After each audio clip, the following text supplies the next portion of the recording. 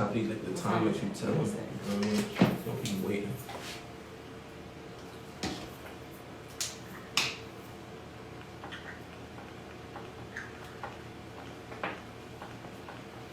Let's get Shane back up here, fellas. Get Shane back up here. Appreciate you guys. Get Shane back up here. I'm sorry about that, man. We logged off real quick. Let's get you back up here. My bad, fellas. My bad, y'all. We was definitely have a good one, man. Shane was in his bag just now. I'm sorry about that. I actually knew the time was running out, man, and I forgot as Shane was getting into a story. Shane was going. I didn't want to interrupt him. My apologies, man. As soon as Shane log back in, we're going to get him back up here. There goes Shane right here. Send me a request, Shane, so I get you up here.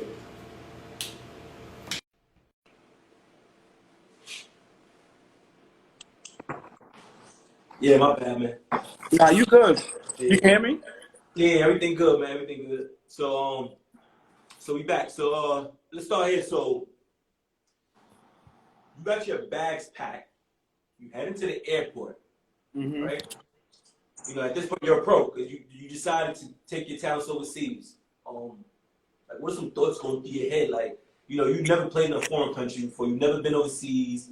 You have no idea what it's like. The only information that you know is what you got from your agent, or your agent might have called a teammate, a player that might have played in the country, and he gave you this information. So, like, what are some thoughts? You know, are you nervous? Like, excited? What do you think? What's going through your mind?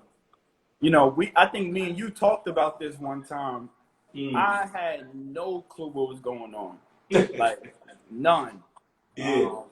Like, I had no knowledge, no information about overseas basketball. Like, I would learn little things and little tidbits from, you know, being around Gauchos, working out with, like, Curtis Kelly, Russell Robinson, and that's kind of how I got my deal for Cancun, for the Mexican team that I played for, because from being around them and some pro scouts actually came to the gym to watch them, and I was working out with them, and they started asking questions. It was like, you know, we can get you something better.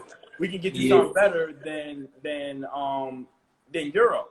So I'm like, all right, let's listen. So then my agent got back to me the next day and was like, hey man, the numbers look good. The team is in Mexico. So I'm like, Mexico? And then he says, but it's in Cancun. I said, oh. Okay. He said, oh, okay. Okay. I said, oh, all right. Well, yeah, let's do this. The numbers is right. Cancun, yeah, let's do this. Like, let's do this. Yeah, it adds up. Yeah, let's do this. You went to Miami for a little. Exactly. So let's do this. So I just had 4 years in Manhattan, Kansas. So I'm like, all right, let's do it. You know, but I had no knowledge of my team. I didn't know that we was a FIBA Americas team, which is like being a part of the Champions League in Europe or being in EuroLeague. I didn't know, you know, one of the teams we played against had Sam Young and Antoine Wright played on the Nets. Then another team we played had Tu Holloway and Devin Ebanks on the same team. Like, I didn't know it was going to be that. Like, oh, all right, it's real. You know what I mean? Like, Facts. Like, okay, we on to something. But you know, my team beat Flamingo twice, who later that year, prior to that year, beat the Orlando Magic in a preseason. So so we beat them twice at my place and their place in the FIBA Americas, but then we lost to Bauru out in Brazil. They was really, really good. They end up playing the Knicks next year. So whoever wins FIBA Americas usually got that bid to play one to play NBA team. Yes. So we lost that chance to play against the Knicks. Imagine that. Man, that would be tough. Yes, and Bauru played against the Knicks that next preseason, and we lost to them in a close game. But the opportunity, the situation at hand, I had no clue. Like, I played with Denny Clemente, was one of my alumni at Kansas State. Yeah. But I played with like 6 Mexican national team players. I had no clue who these guys were. No clue. Like, I think I told you, I was playing in front of a guy by the name of Romel Beck, who anybody that's watching could YouTube, could Google him. he gave Kobe Bryant in that Redeem team in 2012 on the Mexican national team. He gave him 20 plus. He was elite. He's like a Mexican Lou Williams, Jamal Crawford. Seriously, like that's who he was. And I'm coming off I'm starting in front of him. So like, it was one of those situations I had no clue where I was getting myself into, but it was something that I'm glad I experienced. Thanks. So you played in countries like like you said, Mexico and Switzerland, and all these places. Like, talk about. Oh shit! Hold on, wait. Hold on. I got real. Hold on, real quick. Let me turn the comments up real quick, because y'all got to see this part, how it starts before I even talk. Excuse me, my bad. Oh, you being get it back and then rewind? Hold on, we gotta rewind this. Hold on. Yo, why you snatch him like that?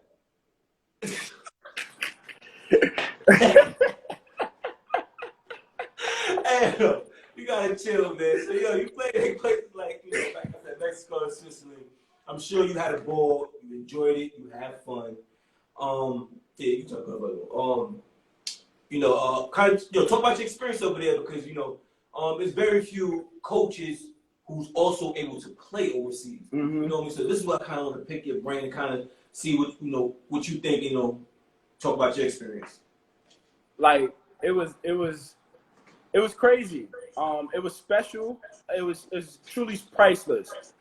Being an international or overseas basketball player or overseas professional athlete, is priceless, because for one side of you're going to struggle because you miss home, you miss all the luxuries of just being comfortable in your environment of being in New York or college, all those different avenues. It's crazy because you're talking. I'm watching too. I'm like, he's scratching these folks, bro. So it was special. And that was my first time in Europe, and that was my first time to see the difference in European basketball and how they view the game of basketball. So for me, I got to learn the different aspects of European basketball, and honestly, like some of the plays that I remember or that I want to run or that I've introduced to other coaches that I've worked for, it's from some of my international experience. You played against that team where they dribble handle, back screen into a flare screen, into all of a sudden now your man got it at the top of the key in a ball screen, and it's a ball screen, back screen situation. Like, and it's still 12 seconds left on the shot clock. So I'm like, oh no, that's perfect for the college game. So I was already starting to like pick that aspect out. Because Coach Weber started to call me when I was in Switzerland. So that's when I started really, really locking into like, this might be a possibility that I might change this career path. Got you. But overseas in general was fun. Yeah, to answer this question. So what would you call overseas like that? Like, matter of fact, that overseas grind. Like, what would you call that whole overseas in one bundle? What would you have to call it in one word? A grind. Yo, ladies and gentlemen, that's you have. This is why I'm bringing you here, international grind. It's the grind. That's what it is. It's truly a grind. Chat is funny. It's truly a grind. It's truly a situation where you have to be built for it. Not everybody can do it. Not everybody will strive in those opportunities to be in a situation where, in Mexico, I ate the same food every single day just because I didn't want to go through not speaking the language at a new restaurant. So I ate the same thing every single day so that like I didn't have to go to the lady and be like, oh, I didn't order this, or what's this? What's that? What's this? No, I don't want that. I didn't want to do that no more. So I just went to the same place every day and like maybe switch it up here and there. So like if you're not ready for that, you know what I mean? And I was in Cancun once again in this situation. If you're not ready for things like that, it's gonna be tough. You know what I mean? It's different from Division I basketball. It might be a step under your Division I program, especially if you're coming from a high major level. And it's a situation where you really, really got to get adjusted to it, and you really, really got to respect the grind, and you got to love this game. And it's the first time, I'll leave it with this. We talked about this. It's the first time that I had to choose winning almost over personal success and personal accolades. It's the first time that I had to choose it. You know, I was a guy that if like the videos you saw, if we win and I get 6 points, 4 assists, 4 rebounds, and we win by 20, we won by 20. I'm hyped. You know what I mean? I was always that type of guy. And overseas was the first time I had to look in the mirror and be like, dang, we won by 20. I had 14. But why my agent calling me saying, man, the next game you gotta score 20 because they talking. Like, I'm like, what? Like, you know what I mean? Like, so that's the first time where I had to understand that different ordeal and understand that it's not necessarily about your brothers or the team or it's more about your grind. Yeah, that's what I remember talking to Russ when I had Russ did. He spoke about that. He said, "I don't care what nobody say, man. When you overseas, you come first. You come first for sure." And it's also, you know, the faults of management and coaches, and you know sometimes teammates. They put you in a position where you're in competition with that other American on your team. You shouldn't. You should be building them up to help you so we can go win a chip. But instead, we're fighting against one another. So who can stay and who can sit home? You know what I mean? So that's a rocky situation. I don't really like it. So but before we move forward, you know, so you got the overseas experience. What are some things that, like you said, that you know a lot, you got the experience. So what are the things now that you would change?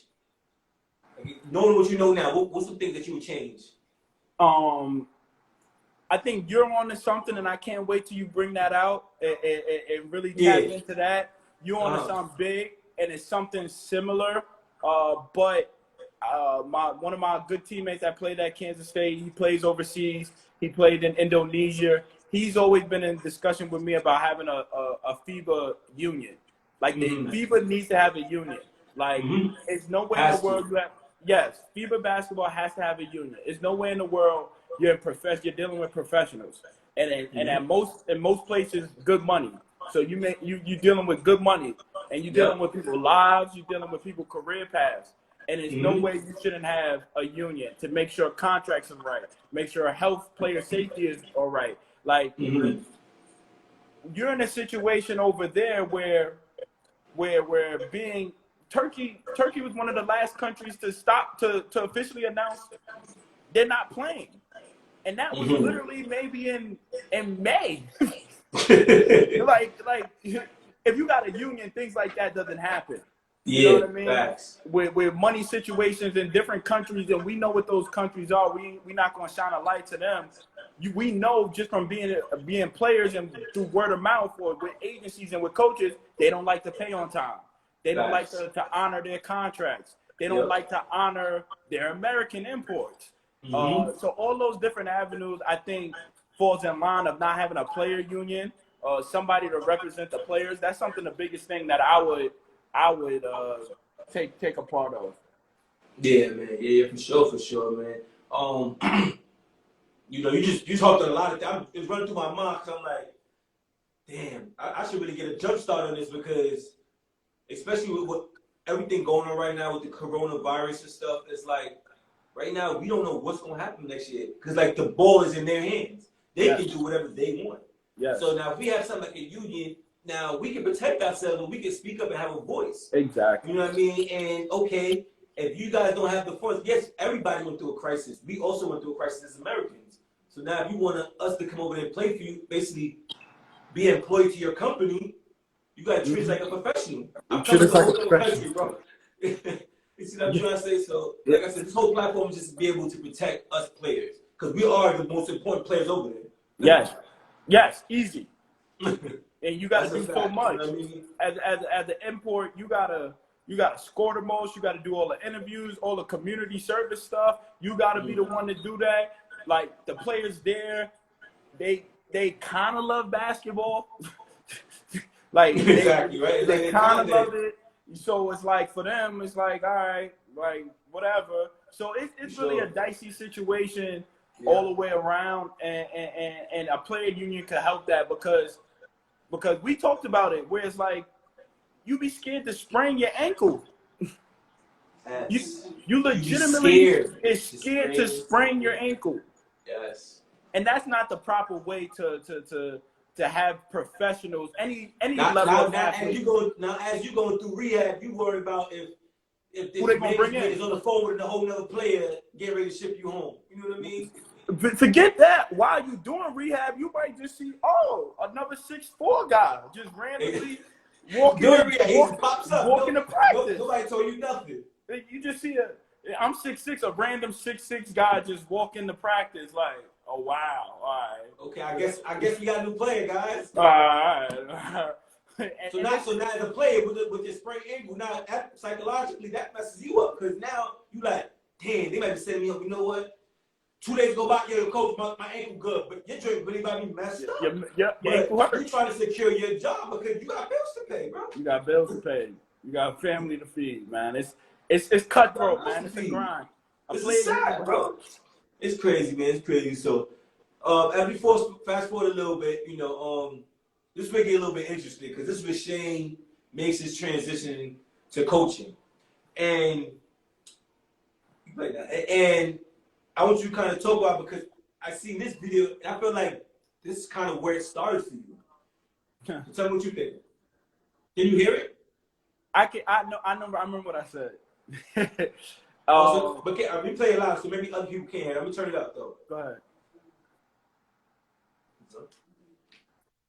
I'm trying to hold on. But go ahead though. But you know what video I'm playing though. Yeah, it's a situation where I'm talking about Kansas State basketball program being on the rise, and that's my last game against Kentucky. They had Julius Randle, James Young, the Harrison twins. They had Dakari Johnson play for us at Gauchos. And they had a special team, Willie Cauley-Stein. That was my last game, and the reporter asked me about Kansas State basketball, and that was my time to not only like almost show reverence to the program and where it has grown when the time I committed to Kansas State and where it was at not even now. We're talking about 2014. And also a pat on my back and a pat on my brother's back that we started something. The same way you guys started something in Miami. Like we like maybe not me directly, but I helped it kept in line. I think Mike Beasley started it. You know what I mean? Mike Beasley and Bill Walker. Then Jake kind of took it, and Jake and Curtis and those guys. And I think me, Rodney, Jordan Enriquez, and my crew kind of like helped it and kept it at a level float, and then won a Big 12 championship. So for me, it was kind of like a situation to show love and show my appreciation, and not only just the program, but also to my guys and myself that like, yo, we did something special in 4 years. Yeah, facts. So after that, now, after you kind of got a feel for coaching, like I said, you kind of got a pretty idea of what you want to do, which is also something difficult in itself because I talked about it in my last episode, so I don't know if you guys tuned in about mental health, but we talked about because nowadays it's difficult it's not so easy for athletes to just take upon a new profession. Yeah. It's not as easy. And I really commend these wives or girlfriends that I see some days post little comments. I seen one, I think yesterday or today actually, and it was like, we should start building up our men that are in sports because they go through a lot of hardships that nobody talks about. You know what? I seen posted, matter of fact? Jay Morant girlfriend. Yeah. Memphis Grizzlies, for instance. His girlfriend posted that. That's why I seen posted it. And you know what I mean? And that's a true story because I feel like a lot of athletes, it's not so easy for us to just jump into new professions because we've been molded our entire lives one way. Grind, go hard. So we got this grind mentality. We don't know what a 9 to 5 is. You don't know what that feels like. No. You can't tell the athlete just go get a 9 to 5. It ain't that easy. You know what I mean? So I feel like that's something that should be talked about a lot because that's something that should be grasped at a young age, early age, that when a kid grows up to, being a college student or pro or whatever it may be, he's prepared for this. He makes the right decisions. You know what I mean? So I just want to kind of harp on that for a little bit. But that's for sure. Yeah, so now you're at Kansas State, you know, as a grad assistant, you know. This is the beginning. Talk about that, like, were you discouraged? Was it a lot of ups and downs for you? Because, you kind of catch that grasp for you as a coach mindset.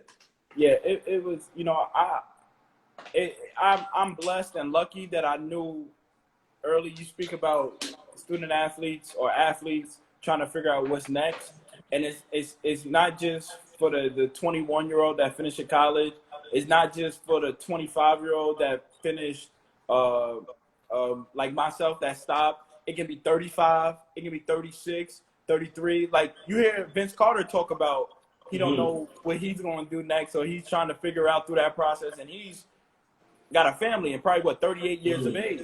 You know what I mean? So it's definitely a difficult situation. So I'm blessed and lucky enough that I, always early that I figured out that I always had a passion for this, and I always wanted to be involved with that. Like I look up to our coaches growing up. Like as much hell I gave them, I looked up to them. Like I always would take little nitpicks from them and be like, all right, that's what I'm going to do when I'm in the Sweet 16. I swear, that's my like literally how my brain used to work at 13 years old. Like, all right, I'm gonna run this diamond press with 5 seconds. You thought you was creating plays at the age of 13. I swear, I was. Like how many how plays some kids.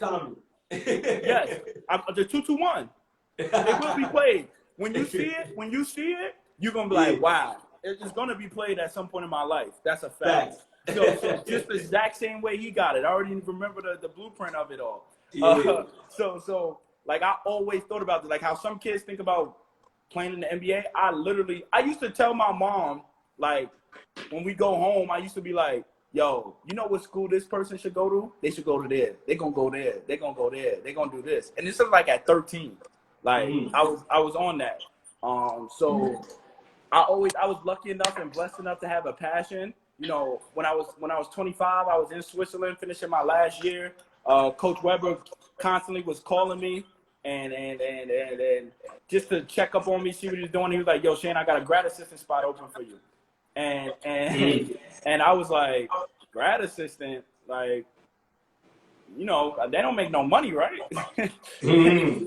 and he was like, yeah, and I was just like, oh, I don't know. So the first week I declined it. I was like, no way. And I just finished playing in Switzerland, and I averaged 16, 4, and like 3.5 on 40% shooting from 3. So I'm like, I'm about to make some money. Like I'm be all right. Like, you know what I mean? Like I'm gonna be all right next year.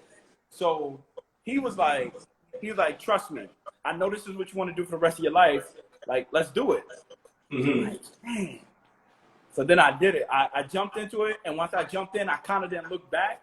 I started planting seeds in my head, like, like after my 2 years, so every graduate assistant program is usually 2 years. I was like, yo, I might be one and done, but in 2 years, I'm going to be assistant coach somewhere. I literally, out my mouth, you can ask some of my friends, I literally said, I'm going to be the assistant coach at Kansas State or a school like Robert Morris, because my sister worked at Robert Morris. So it's always playing in my head, like, like either Kansas State or Robert Morris. It's crazy. It happened. Yeah, exactly. In that order, too. So then, in that order. So then, like, you fast forward a little bit, you got your real first opportunity, like I said, with Robert Morris University. I really want to talk about that because, and it's so us seeing you go into that, we knew it was going to be a season of grind. You know what I mean? And for us to see how you came out, you prevailed. Yeah. You know what I mean? You went in with a mission and you got the job done. You know what I mean? So just kind of talk about that when the opportunity with Robert Morris, because y'all also won the conference championship with them. Yeah. So that's an accomplishment in itself. So talk about that. Yeah, it was special, and it's even more special talking to you about it because we talked night and day about like, this is like, you know what I mean? Like, I don't know, but we stayed the course, you know what I mean? And not only, and players don't know this, but coaches feel that too.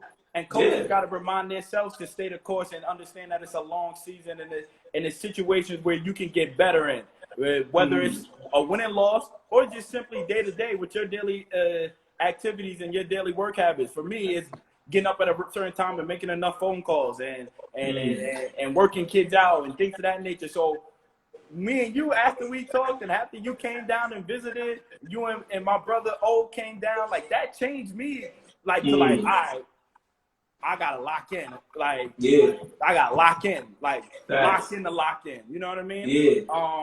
Like how I know I could, and started putting some more positive affirmations in my head about the situation I'm in. Not that I wasn't blessed to be in the situation. I was at 27 as an assistant coach on the Division I level. That's rare. That's so rare. It's just very rare. It's so special.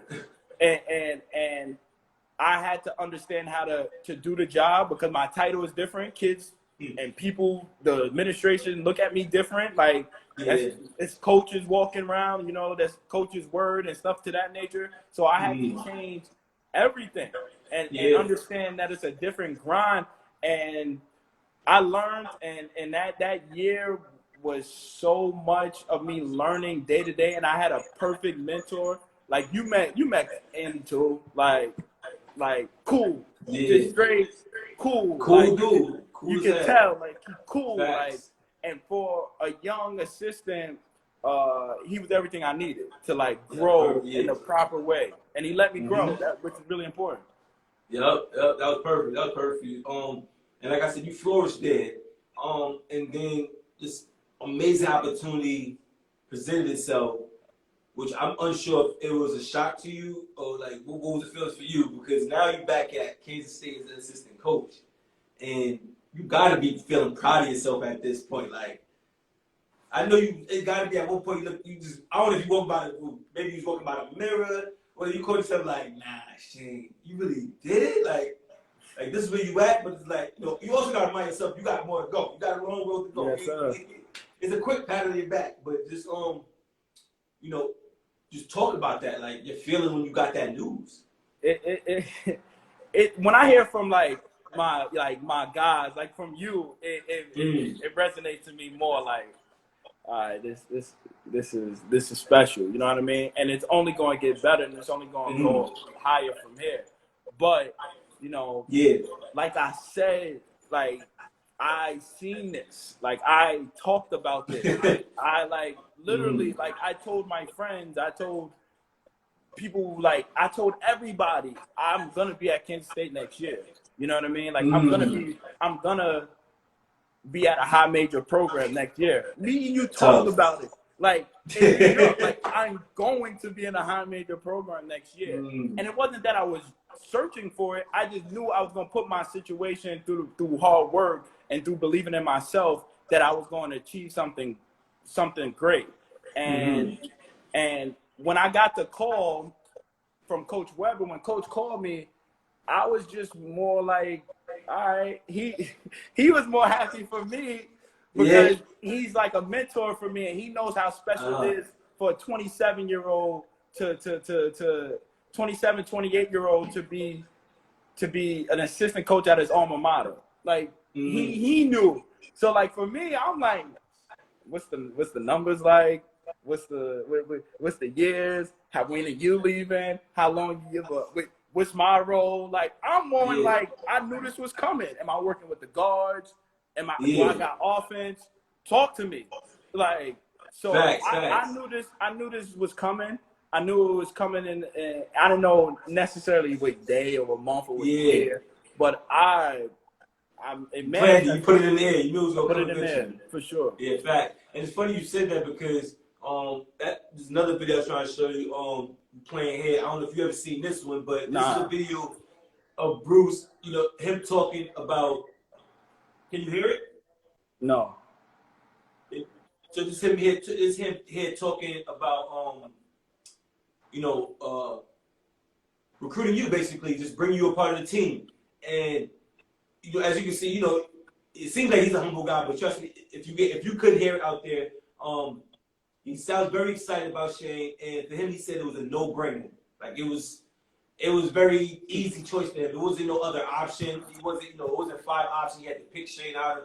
It was just very quick, and he's very grateful to have somebody like Shane on his staff. So just hearing words of wisdom from him, you know, somebody at that pinnacle is crazy because like I'm like, Yeah. hey, he talking about my brother. Yeah. Yeah. You know, so Yeah. that's pretty dope, bro. And you know, like I said, I keep harping. I'm proud of you, bro. For real. No, I appreciate that. And So like, you know, you got both. You know, you gain some knowledge on both sides of the spectrum now. Like, cause as a player, as a coach, you know what I mean. You got some knowledge on both ends. What are some things like you tell your players when they make that jump to go overseas? Because I'm sure you coached a few now that you played. Yeah. You know, you coach at the collegiate level. A lot of what we talked about, everything we've talked about, in daily dosage and before they leave, I talk to them about. Like, just understanding that it's two different worlds in terms of, you know, team accolades and professional accolades. I talk to them also about maturing while you're in college. You know, some people don't mature till after you're in college. You know what I mean? And when life hits you, and life can hit you hard. And for those particular players that's gonna be playing abroad, you have to be so mature.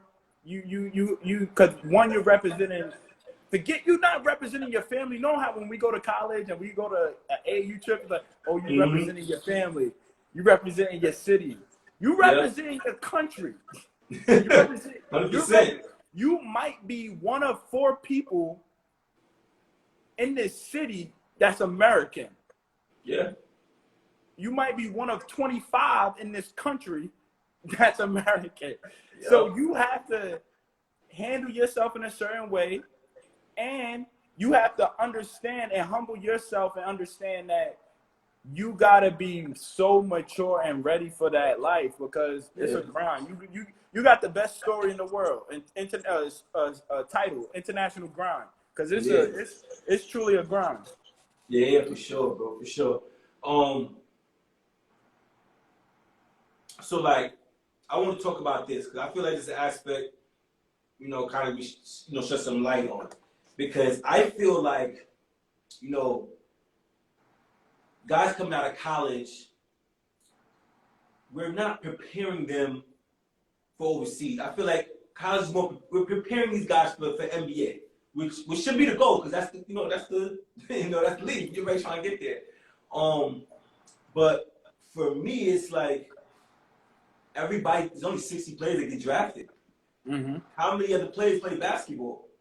So there's a large number going overseas. So if we got this small number going to the NBA, but we care so much about them, but then we have this large amount of number of kids going overseas and caring less about them.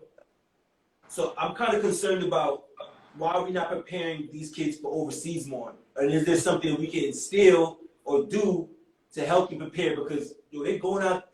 Like we always tell these kids, you're gonna be a grown up when you leave college. We're throwing them in the fire over there. Like, go over there, go live for 9 months by yourself. You're a adult. Bye. Bye. You know what I mean? Yeah. You know what I mean? So how to talk about that?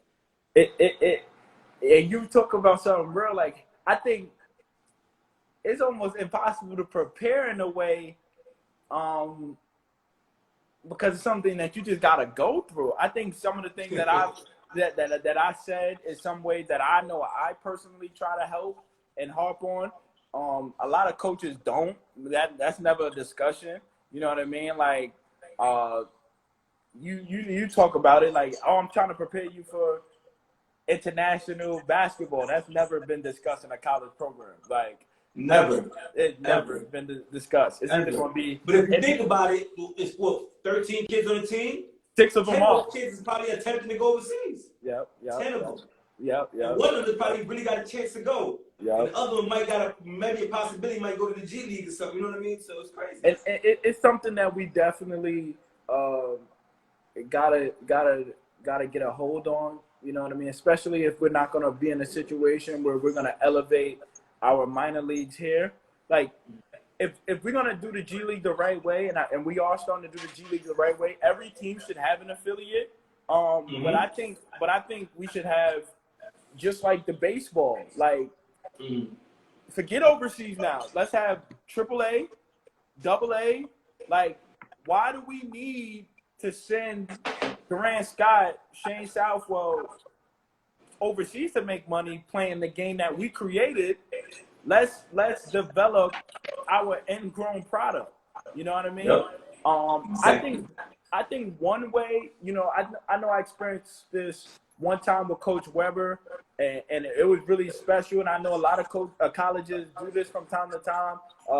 Them foreign trips in the summer. Did you get a chance to go on one? So you said what trips? Like a foreign trip during the summer? Yeah. But we went to Hawaii. It wasn't really a foreign trip. We went to Hawaii. Okay, we went to Brazil, and he does that. He tried to do that every 2 years or every 3 years. You have the opportunity to do such.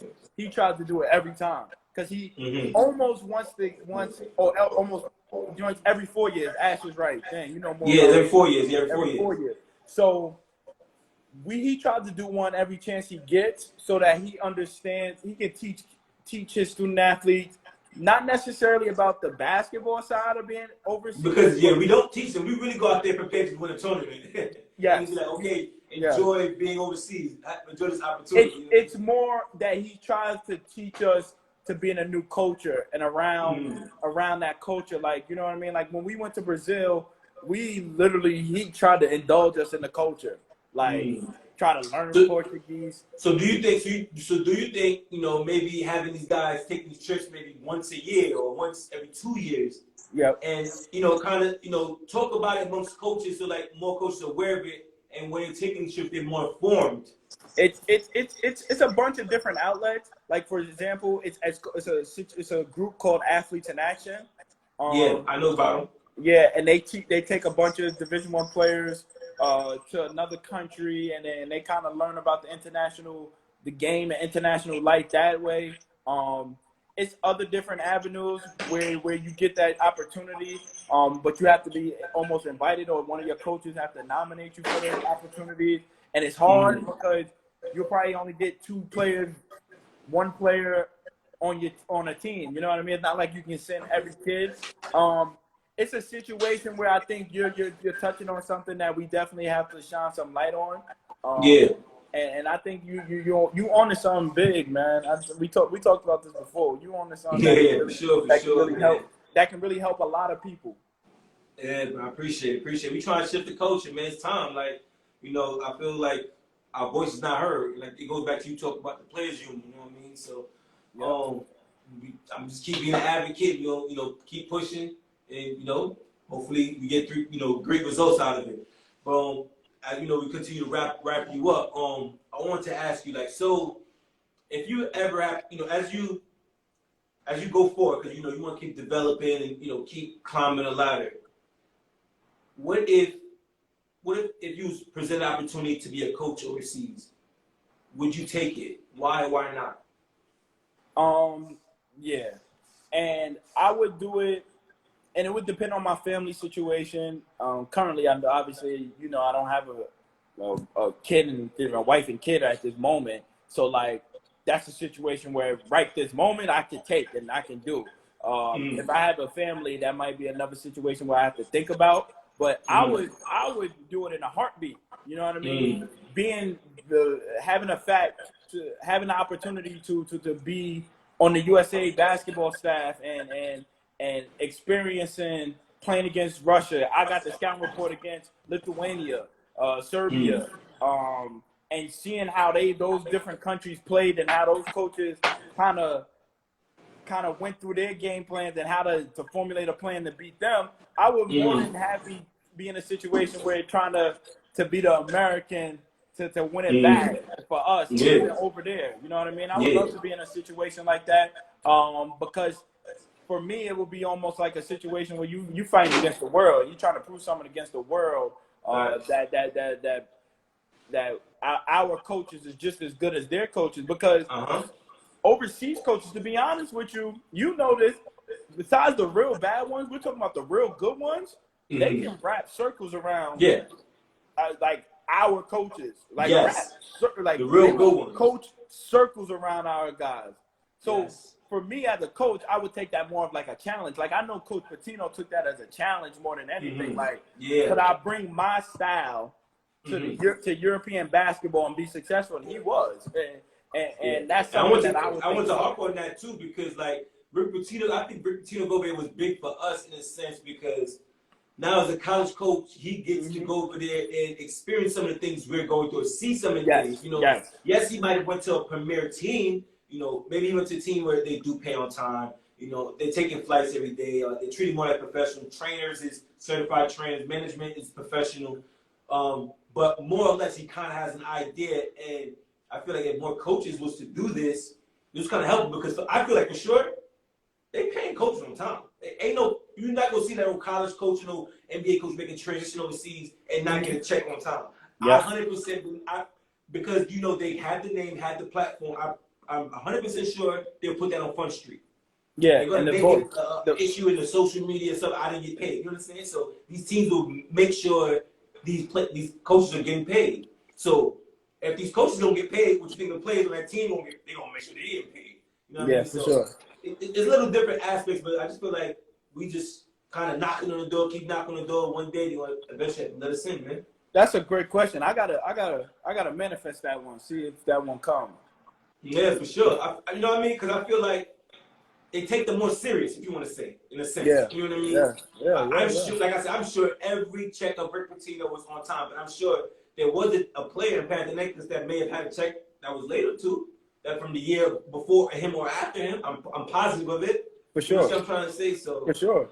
You know. Anyway, you know, we can help one another, man. I'm all for it, man. For real, man. That's for sure. But you know, like I said, man, you got it, man. Ladies and gentlemen, there you have it, man. Just Shane Southwell. Hey, man, just laying out gems. It was like my OG right here, I said, man, it was great dialogue. It was great conversation. Like, I really appreciate everything we talked about. Like, it was very, you know, very informative. So, yeah, that's cool. So, you know, just, you know, viewers, stay tuned. We got, you know, a few questions at the end of the show for you to answer. You know, we got some prizes to give out for the winners. You know, it's going to be a goodie. And before we let you go, Shane, man, I want to play this video of when, you know, like kind of the announcement was made. I want to create another moment for you. I want to create another moment of reminiscing for you, because again, like I said, you finding out the news you're going to K-State, I feel like that was something special. And like, here in this video, this video is on live on ESPN, y'all. If anybody don't know, this when it was announced that Shane was, you know, being a part of this program. And here they show clips of him as a player. So he's, like I said, one of the few players, let me say, one of the few coaches that, you know, a player, one of the few coaches who was able to play the game and coach at the same team, same level he played at, you know, at the collegiate level. And that's special, man. That's really dope. That's really dope, man. So Shane, we appreciate you, bro. Keep shifting the culture. Keep doing what you do, bro. Much love, my brother. Especially today. Thank you, man. I appreciate you for having this platform for not just myself, for the two coaches you're about to meet, but for everybody, man. Love you, my guy. Already. Stay up.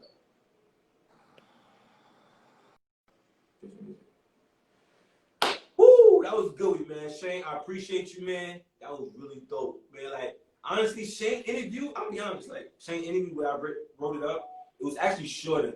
But we were just getting DJ over here wilding. But we got into so much good stuff that I had to let him rock. I had to keep the ball rolling. I didn't want to stop that man. You know what I mean? Because, like, this ain't for me.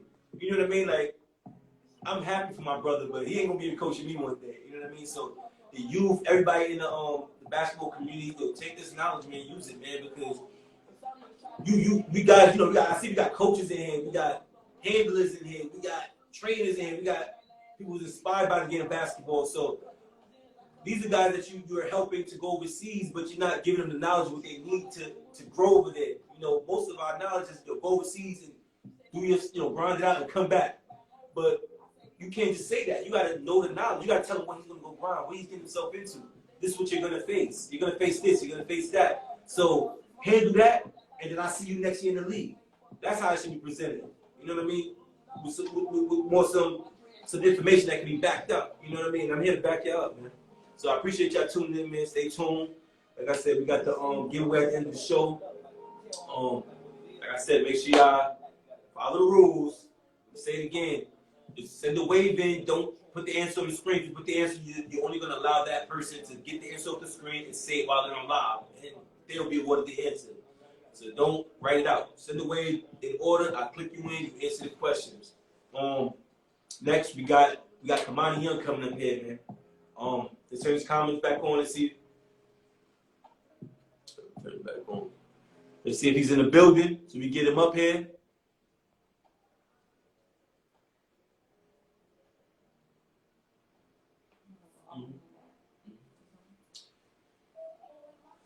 So that's what we're gonna do, guys. I see we got these followers here, these viewers here that's been logged in with me that haven't logged out, so they really tuned in. And I appreciate you guys, all 13 to 15, whatever, guys. Oh, there you go. Probably started. So this is what we're gonna do. Actually, so you know what? So that Kamani interview do not log off. I'm gonna sign out of Instagram right now and jump right back on live, so we can have that full hour without interruption with Kamani. All right, so I'm gonna log right off and right back on. Give you 20 seconds. Stay tuned, fellas.